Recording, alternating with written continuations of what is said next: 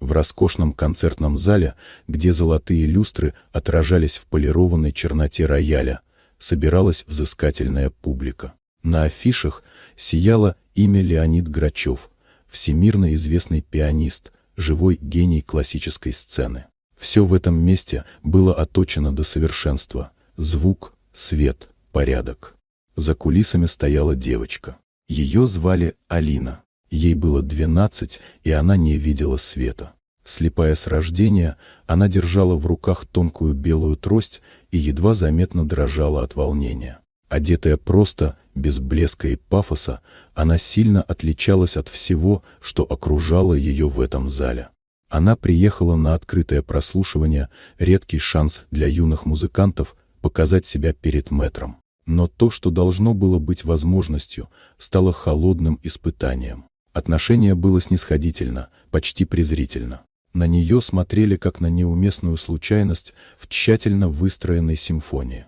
Тем не менее, ей позволили сесть за рояль. Она положила пальцы на клавиши. В зале повисло напряжение почти сочувствия, почти ожидание провала. Но едва она начала играть, атмосфера изменилась. Музыка зазвучала тихо, как дыхание, как неуверенный шаг. Затем сильнее, увереннее. Каждая нота была точной, искренней, выстраданной. Она не просто играла, она рассказывала. Словами, которых у нее не было, жестами, которых она не видела. В ее исполнении не было слепоты, только свет. Скрябин и Дебюсси звучали будто впервые, словно вымытые дождем и тишиной. Постепенно зал замер. Пропал шорох, исчезли взгляды, замолкли мысли. Даже маэстро, привыкший к аплодисментам и восхищению, сидел неподвижно, словно забыв, где он. Его лицо изменилось. В нем не осталось надменности. Когда Алина закончила, зал все еще молчал. Не от равнодушия, от трепета. Лишь спустя мгновение раздались аплодисменты. Сначала осторожные, как после пробуждения.